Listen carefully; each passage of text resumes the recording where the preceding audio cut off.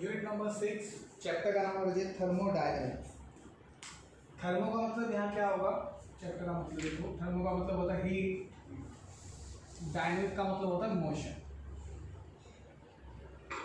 Thermo का मतलब heat और डायनामिक का मतलब होता है मोशन। तो इसका मतलब क्या हुआ कि हीट मोशन में है, हीट क्या है, मोशन में है। बट इसका रियल मतलब क्या होगा जी? कहता जी आपके पास आप दुनिया की कोई भी चीज़ को पढ़ रहे हो, कोई काम कर रहे हो, कुछ भी कर रहे हो, तो उसमें हीट का फ्लो कैसा है, इसमें हीट का फ्लो क्या है, कैसा है। ठीक है, कोई भी दुनिया में दो चीज़ होती है, इस तरफ कोई भी रिएक्शन होती है तो बोलते हैं एक एक्सोथर्मिक रिएक्शन होती है और एक एंडोथर्मिक, एक एक्सोथर्मिक और एक एंडोथर्मिक रिएक्शन होती है।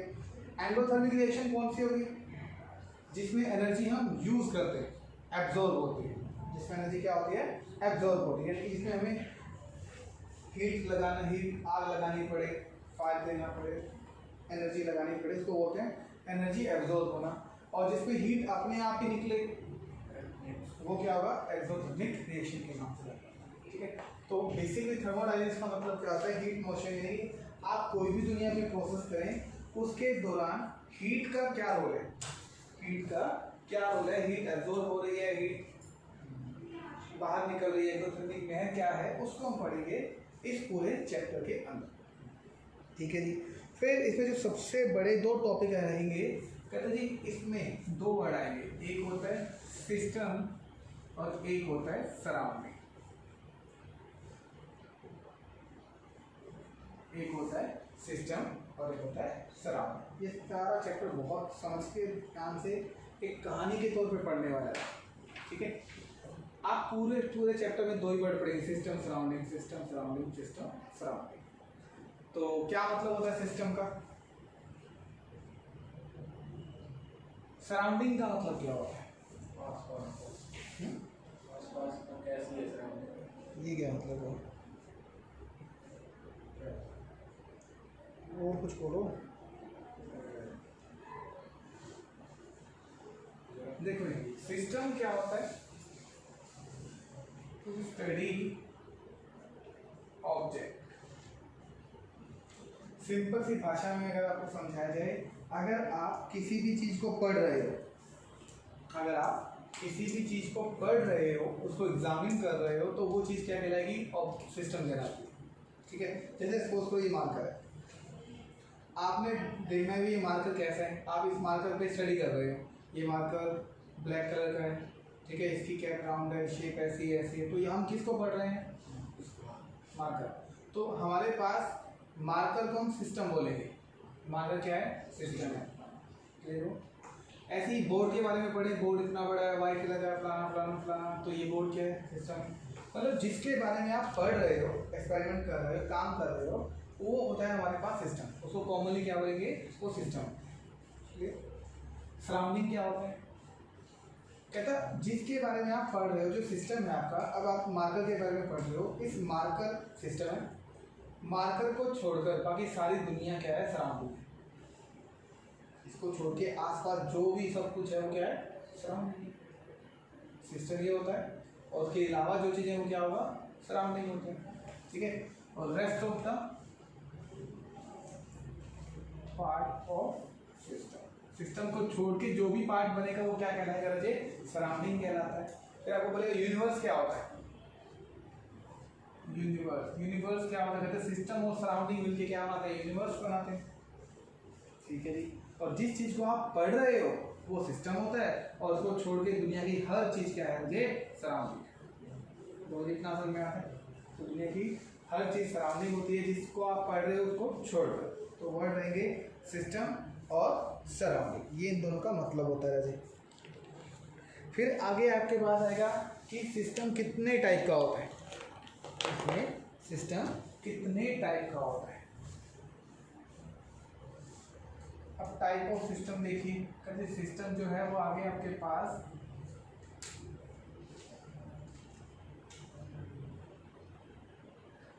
तीन टाइप का होता है। एक ओपन सिस्टम,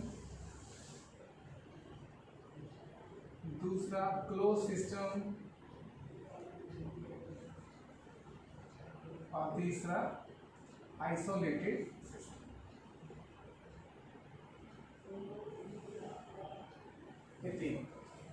एक होता है ओपन सिस्टम, एक होता है क्लोज सिस्टम, और दूसरा होता है आइसोलेटेड सिस्टम के नाम से जाना जाता है। ठीक है, अब कहते हैं इन तीनों में हमें डिफ्रेंशिएट करना है। ठीक है, इसको डेली लाइफ से जोड़ के चलोगे तो बहुत जल्दी समझ में आएगा, अदरवाइज थोड़ा सा आप कंफ्यूज ना हो जाए।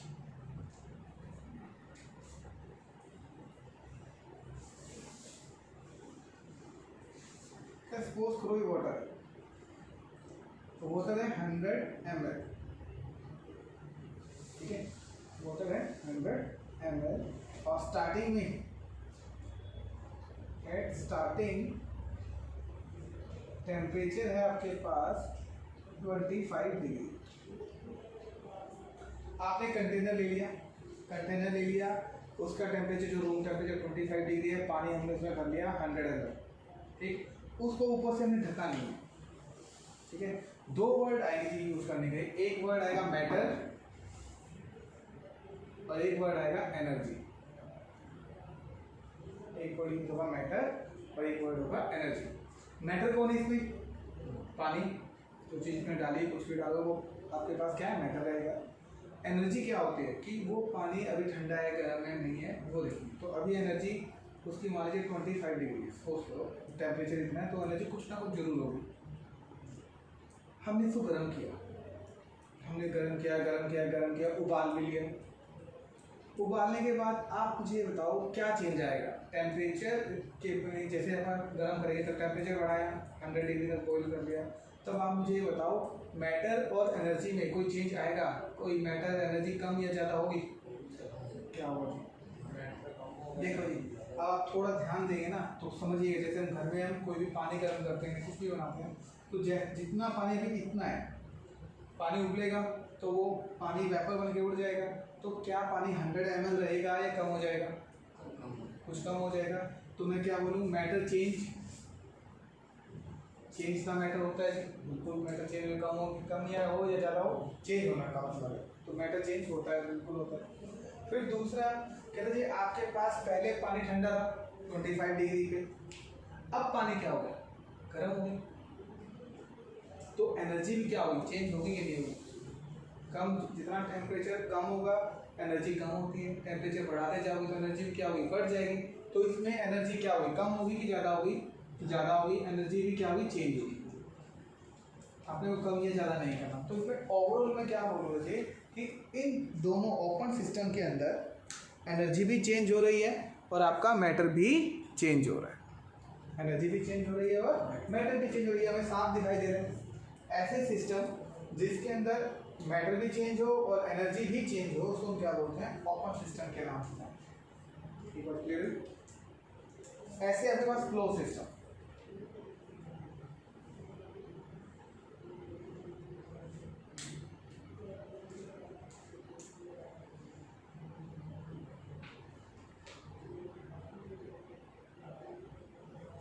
इसमें भी 100 ml वाटर है।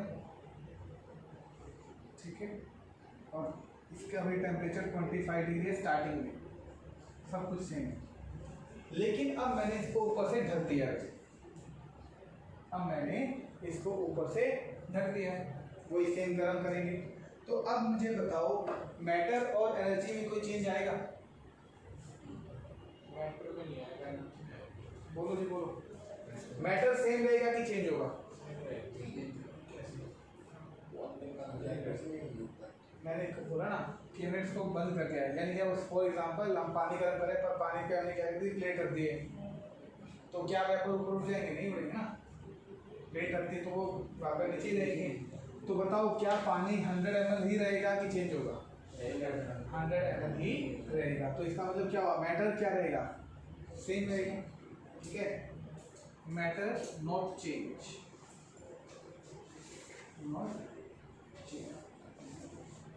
और एनर्जी चेंज होगी कि नहीं होगी? होगी सर, बिल्कुल होगी। पहले पानी ठंडा था, गर्म हो गया, तो एनर्जी चेंज होगी ना। तो क्लोज सिस्टम में क्या हुआ, मैटर चेंज नहीं होता है बट एनर्जी चेंज हो जाती है। ओपन सिस्टम में क्या होगा, मैटर और एनर्जी दोनों ही चेंज होती है।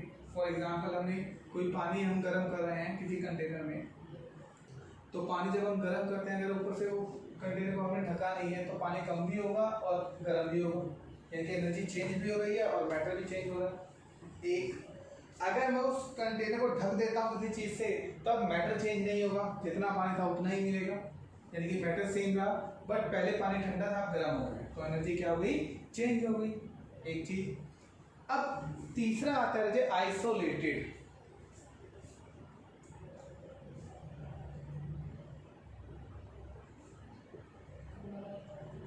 आइसोलेटेड ये भी 100 ml की बोतल मान लेनी चाहिए आप। इसमें क्या होगा, इसमें matter and energy do not change.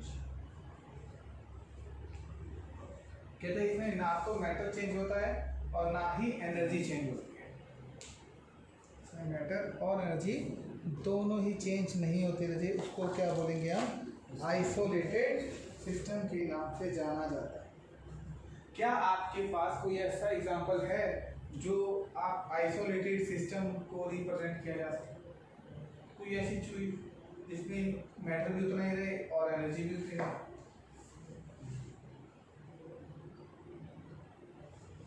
सोचो।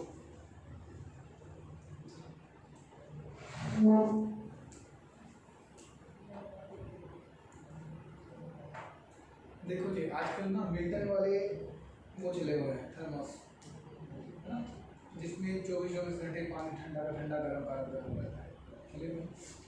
तो वो एक इसको क्या बोलेंगे, आइसोलेटेड सिस्टम बोलते हैं। अब समझो कैसे हुआ।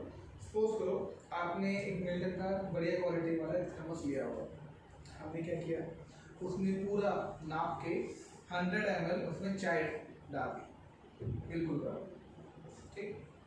आप देखोगे उसका टेम्परेचर भी नोट कर लेंगे जी, इतने 100 डिग्री पे 100 डिग्री टेम्परेचर और 100 डिग्री उसका मैटर है, 100 डिग्री 100 ml चाय है। अब आप देखो उस चाय को ना थर्मस से बंद कर देना, 5-7 घंटे बाद देखना चाय ठंडी हो जाएगी कि उतनी गर्म रहेगी, उतनी गर्म रहेगी ना। अगर उतनी ही गर्म रही तो मतलब पहले जो एनर्जी थी अब भी उतनी एनर्जी क्या है, सेम ही, तो एनर्जी तो क्या रही, सेम। बताओ चाय उतनी ही रहेगी कम हो जाएगी, चाय भी उतनी रहेगी, चाय भी उतनी ही रहेगी। तो हम बोलेंगे भाई इसमें मैटर भी उतना ही है और एनर्जी भी उतनी है, तो ऐसे सिस्टम को क्या बोलेंगे, आइसोलेटेड सिस्टम के नाम से जाना जाता है, ठीक है। तो थर्मस जो है वो एक टाइप का क्या होता है, आइसोलेटेड सिस्टम होता है। पर आप फिर आगे बात ये करेंगे कि जो थर्मस होता है ना वो सिर्फ कुछ घंटे ऐसे काम करता है, 6, 8, 10, 12, 14, 22, 20, बस इतने 20, 18, 12 घंटे से ज़्यादा नहीं होता, अब मैक्सिमम 16 घंटे तक ही होता है, मैंने बहुत बार यूज़ किया हुआ। तो इसका मतलब तो ये हुआ ना कि ये तो थोड़ी 16 घंटे तक ही आइसोलेटेड का काम करते हैं। दुनिया पर ये पता क्या कहता है, ऐसा कोई सब्सटेंस बताओ जो जिंदगी भर हमने मान लीजिए 100 ml चाय गर्म रखी, 10 साल बाद भी चाय उतनी गर्म रहे और उतनी ही रहे, ऐसा दुनिया में अभी तक कोई भी सिस्टम नहीं है।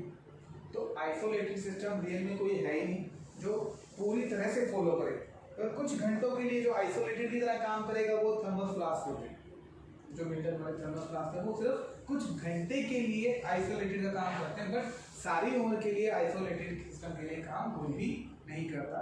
तो ये 3 टाइप के सिस्टम है जो आपके पास, कौन कौन से, एक ओपन सिस्टम, एक क्लोज सिस्टम और एक आइसोलेटेड। ओपन में क्या था, कहते जी आपके पास मैटर और एनर्जी दोनों चेंज हो जाएंगे। क्लोज सिस्टम में मैटर सेम रहता है, चीजें उड़ेंगी नहीं, पर एनर्जी चेंज होगी। और आइसोलेटेड में ना तो मैटर चेंज होता है ना ही एनर्जी चेंज होती है। तो ये 3 टाइप के आपको सिस्टम पढ़ने होते हैं। सिस्टम 3 टाइप के, ओपन, क्लोज और आइसोलेटेड सिस्टम के नाम से आपको जाना जाता है, ठीक है जी। एक तो ये होता है।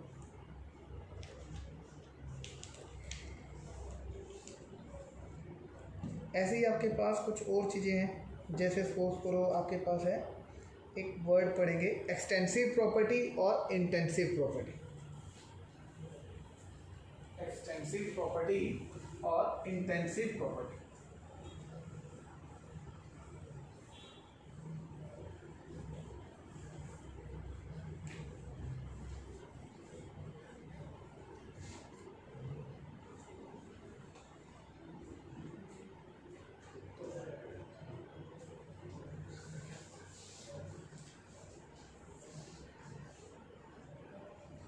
extensive property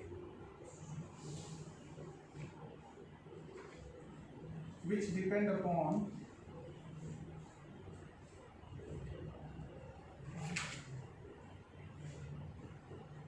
quantity of matter।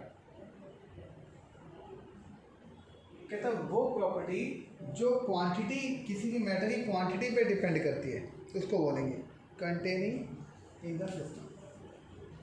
किसी भी सिस्टम के अंदर कंटेनिंग सिस्टम, किसी भी सिस्टम के अंदर क्वांटिटी के ऊपर डिपेंड करने वाली प्रॉपर्टी को हम क्या बोलेंगे? एक्सटेंसिव प्रॉपर्टी के नाम से। जैसे फॉर एग्जांपल मास, वॉल्यूम। कहते जो मास और वॉल्यूम होते हैं ना, ऐसे अलग अलग है, मास है, वॉल्यूम है, एक हीट कैपेसिटी आएगा, ये हम आगे पढ़ेंगे। अभी ये टॉपिक है पूरा हीट कैपेसिटी वगैरह। मास और वॉल्यूम एक टाइप के एक्सटेंसिव प्रॉपर्टी होती है।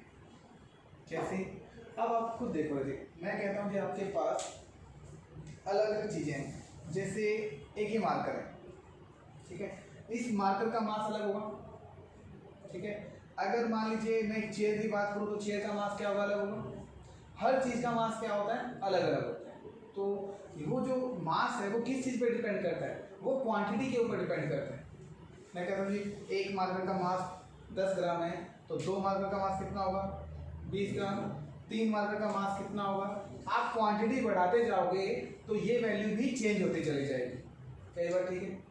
आप मान लीजिए एक बॉक्स, मान लीजिए इसका कोई ना कोई वॉल्यूम जरूर होगा, ठीक है, कोई ना कोई वॉल्यूम जरूर है। मैं कहता हूँ मेरे पास 2 बॉक्स हैं ऐसे, अब इन दोनों को जोड़ देंगे तो वॉल्यूम क्या हो जाएगा? बढ़ जाएगा।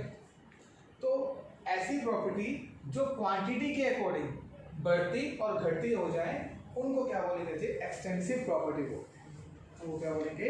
एक्सटेंसिव प्रॉपर्टी के नाम से जाना जाता है, ठीक है। तो एक्सटेंसिव प्रॉपर्टी कौन सी होती है? जो मैटर के ऊपर, क्वांटिटी के ऊपर डिपेंड करता है। फिर आएगा दूसरा है intensive property.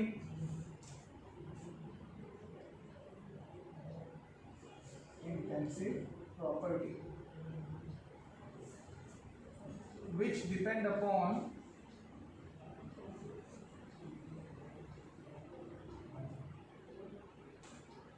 nature of the substance,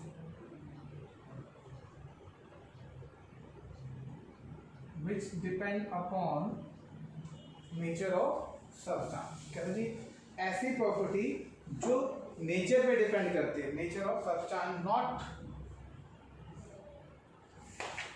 upon the quantity, not upon the quantity।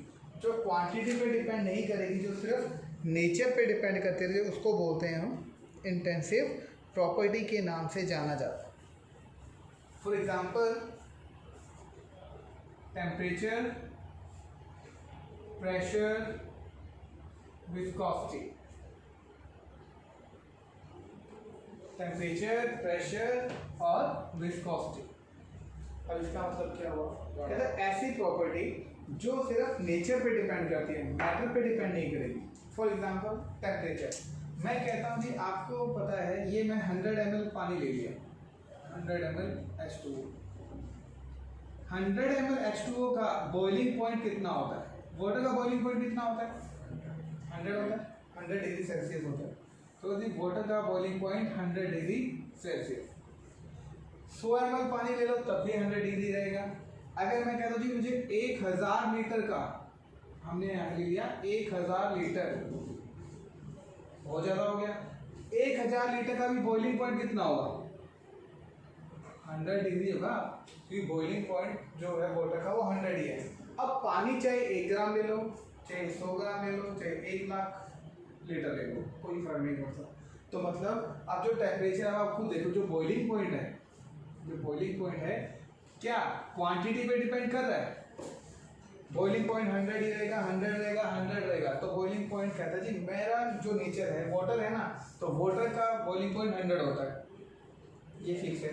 तो कहते हैं जी अब पानी चाहे कितना मर्जी हो, चाहे वो 2 ग्राम हो तब भी 100 डिग्री पे बॉइल होगा, 100 ग्राम है तब भी 100 डिग्री पे बॉइल होगा, 1000 ग्राम है तब भी 100 डिग्री पे बॉइल होगा।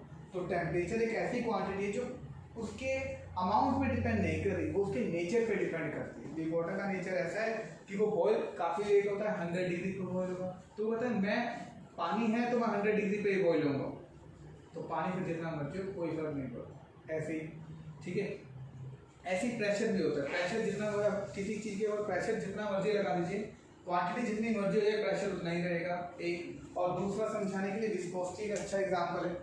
विस्कोसिटी क्या होता है, कल भी बताया, गाढ़ापन। ठीक है, कोई लिक्विड जितना जल्दी नीचे ऐसे करके नीचे फ्लो करेगा उसकी विस्कोसिटी कम है। ठीक है, जो जितना पतला होता है बोलेंगे उसकी विस्कोसिटी कम है, और जो जितना गाढ़ा होगा उसकी विस्कोसिटी ज़्यादा होती है। अब आप सपोज करो शहद और पानी में से ज़्यादा गाढ़ा कौन होता है, शहद। तो आप शहद की बोतल को ऐसे नीचे करो और इधर से पानी की बोतल को नीचे करो, जल्दी कौन गिरेगा, पानी गिरेगा जी। तो हम बोलेंगे पानी की विस्कोसिटी कम है, शहद की विस्कोसिटी ज़्यादा, तो वो बहुत धीरे धीरे आता है, धीरे धीरे। ठीक है, अब इसमें डिपेंड कैसे करता है, कहते हैं जी अब आप विस्कोसिटी एक इंटेंसिव प्रॉपर्टी है।